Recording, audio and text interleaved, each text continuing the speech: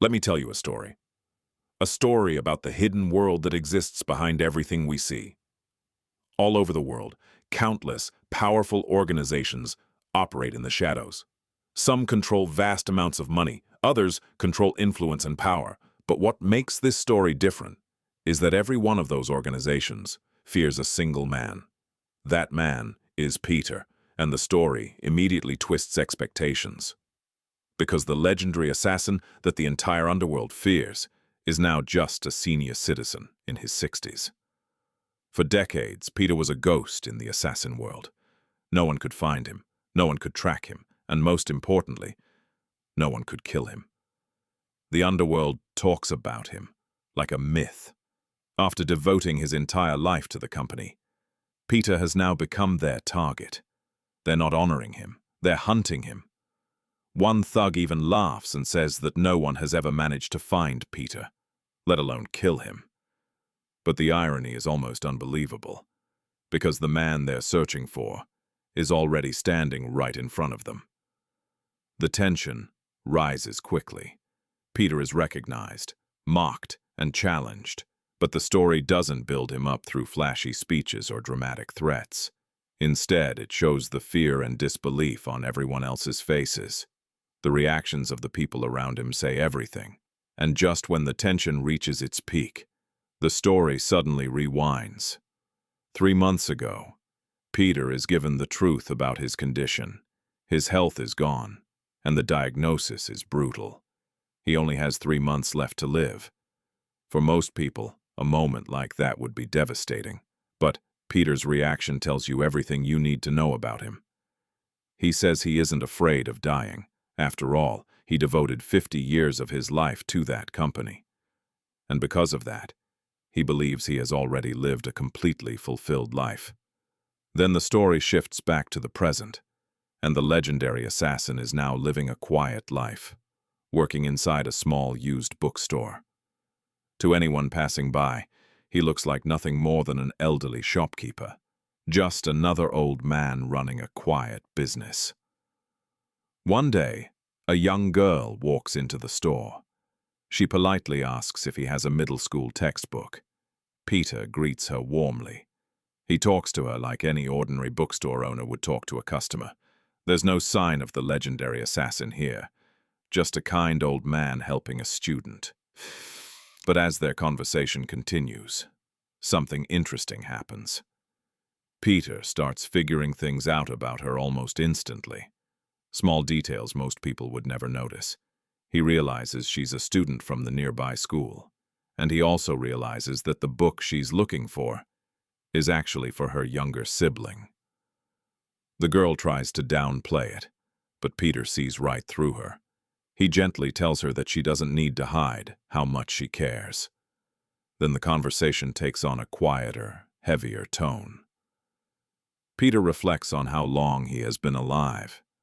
He says that after living for so many years, it's only natural that a person ends up with their share of regrets. On the surface, the conversation still feels completely normal. Just an old man and a student talking inside a bookstore, but underneath that calm conversation, something else is happening. Because while Peter is speaking, the girl prepares to strike, and Peter already knows. His back is turned, but the instincts of a man who spent 50 years surviving in the assassin world are still very much alive. Before the attack even begins, Peter is already ready to move. And then Peter finally speaks. Without even turning around, he calmly says, "I won't kill you if you do." The words stop the girl instantly. Her knife is already raised behind him.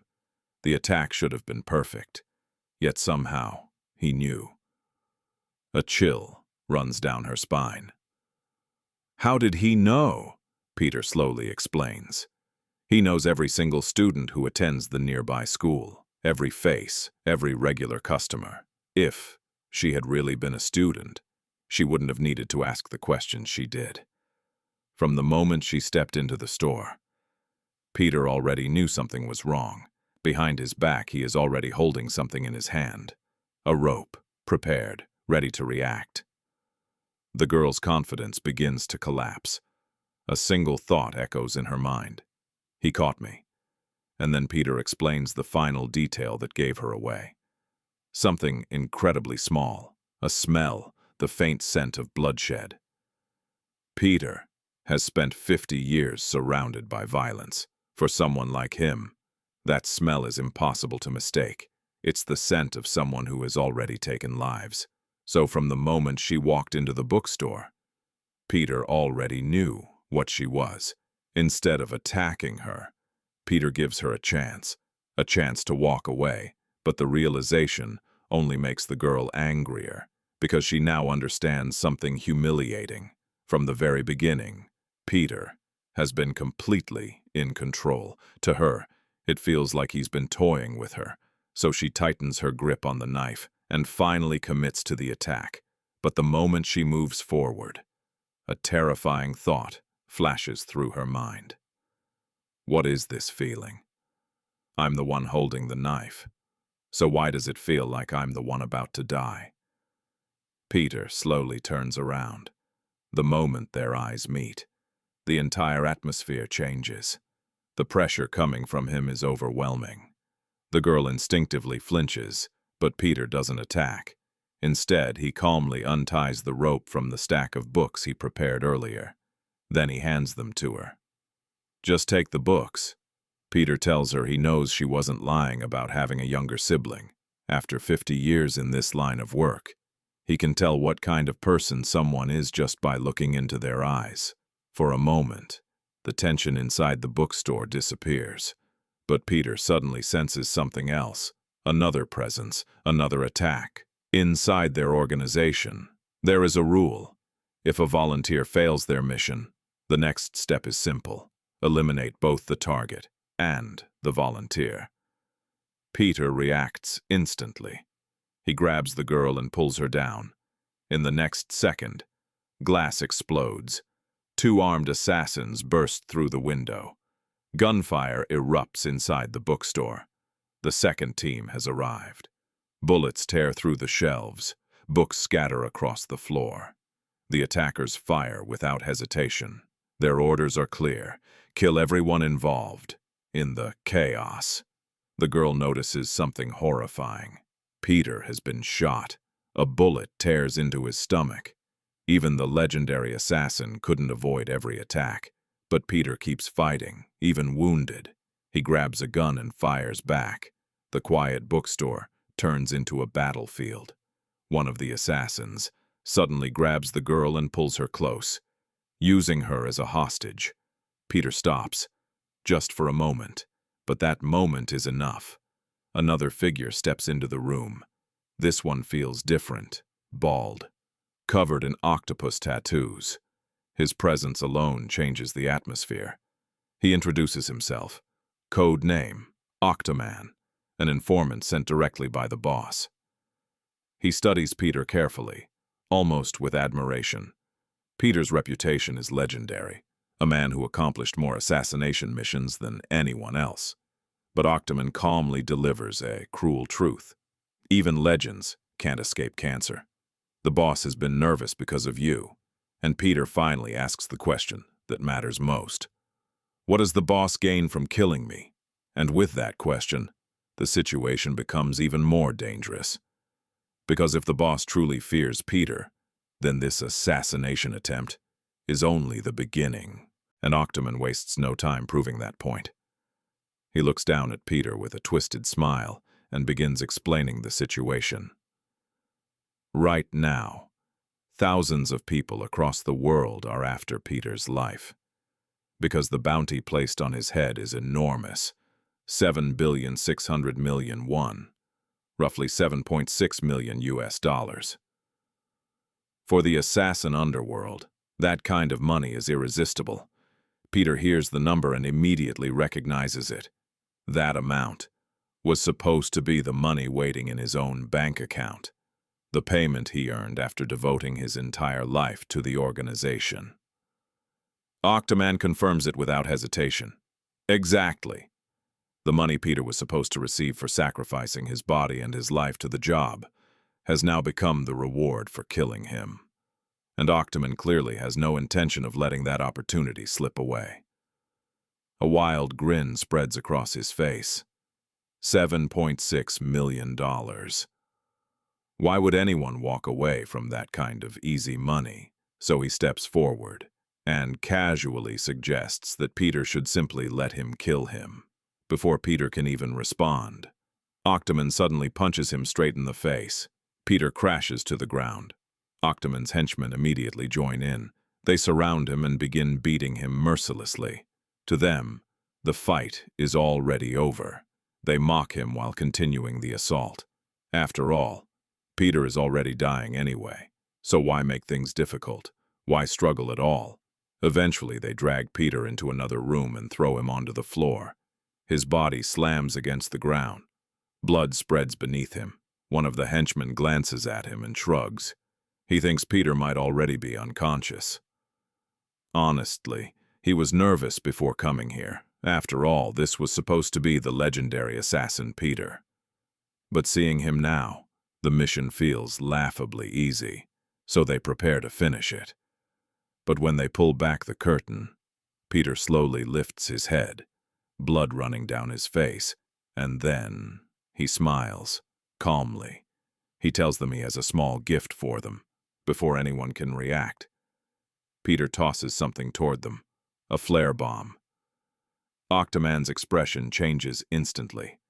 Crap!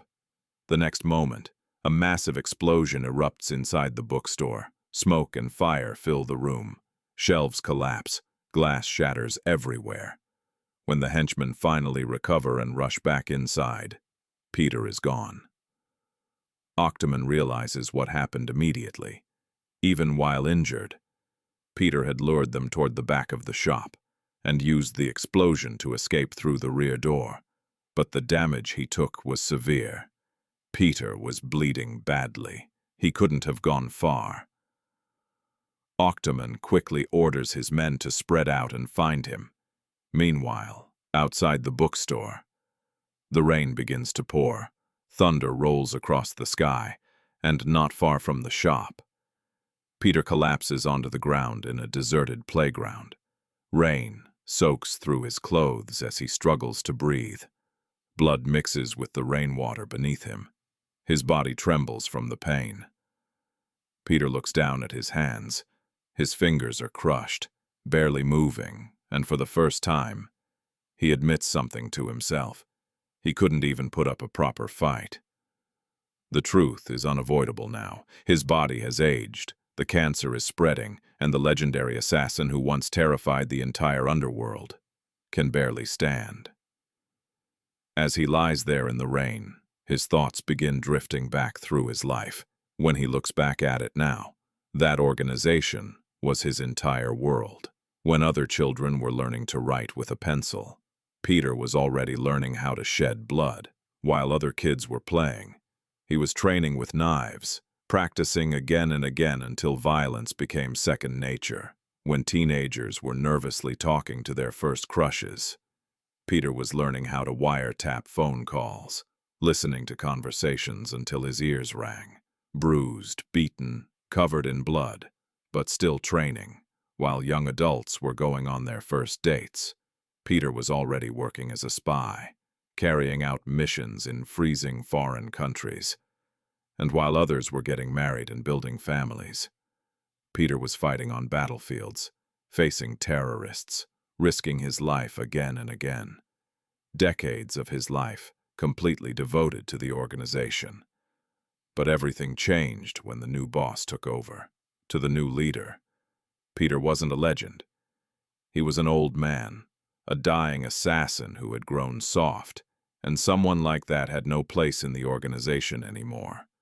So the decision was made. Get rid of him, erase him. After everything Peter sacrificed, after giving up his entire life for them, the organization decided to hunt him down. And now, as Peter lies bleeding in the cold rain, those memories begin to fade. Because despite everything he endured, it was never about wealth, or fame, or honor. And yet, as Peter lies bleeding in the rain, another thought begins to take hold. You're telling me this is how it ends? His fingers scrape weakly against the wet ground. Pain surges through his body. Anger begins to rise. How dare they treat me like this? After 50 years of loyalty, after sacrificing everything, this is how they repay him. Peter grits his teeth. He refuses to die like this, anything but that.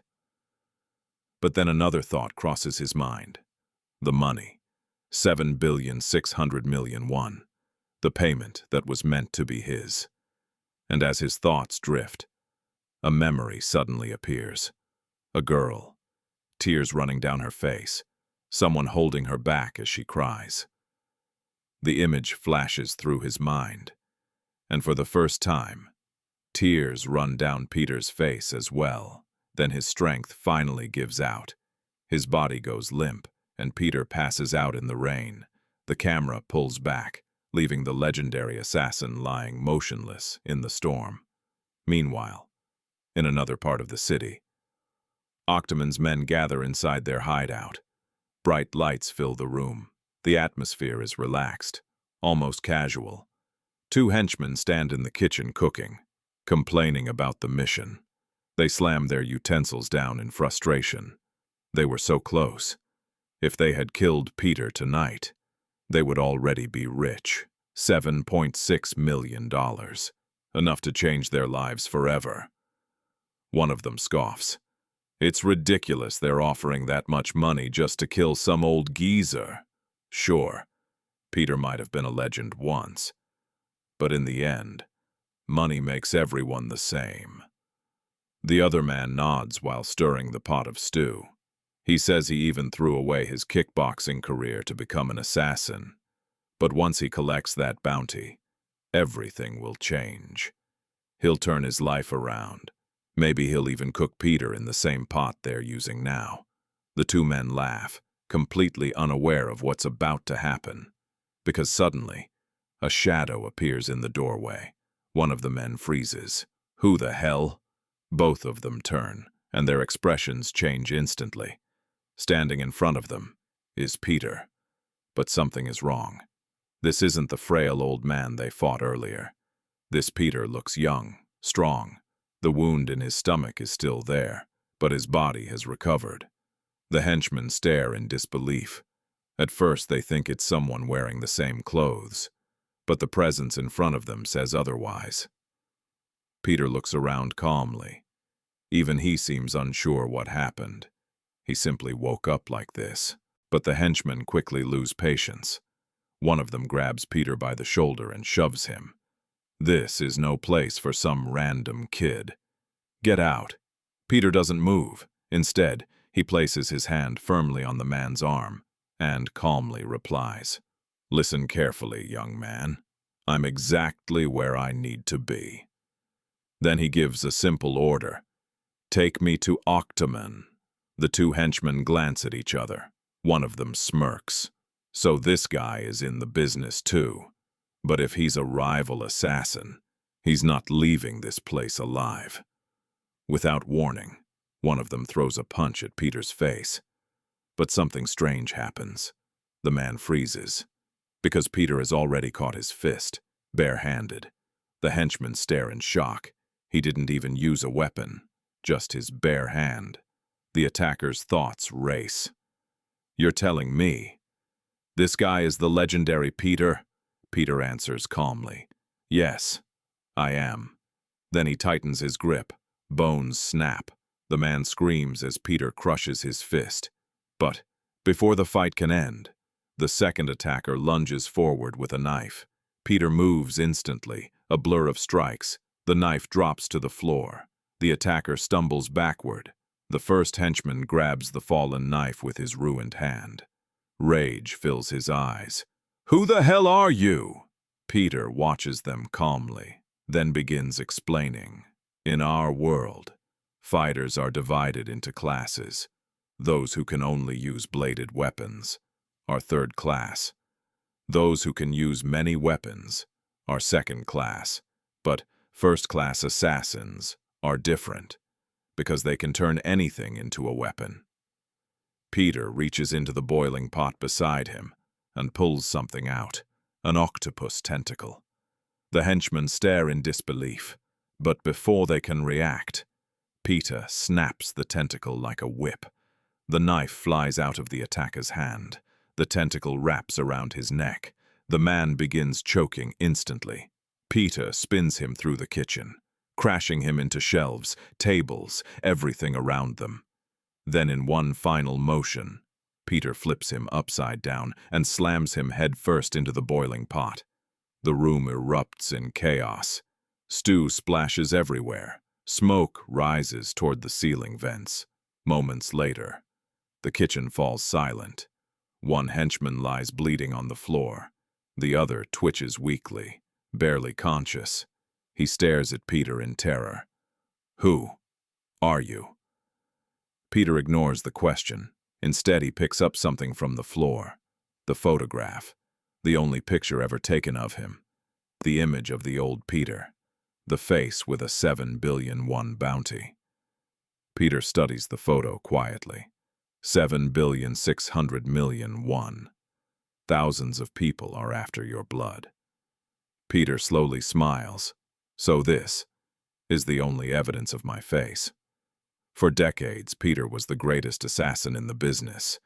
Anyone who wants to hunt him can try. But there is one problem. The old Peter is already dead. Peter lights a cigarette, then presses the burning tip against the photograph. The image slowly burns to ash when the last piece disappears. Peter drops the ashes to the floor and quietly says the words that signal his return. Peter is back in action.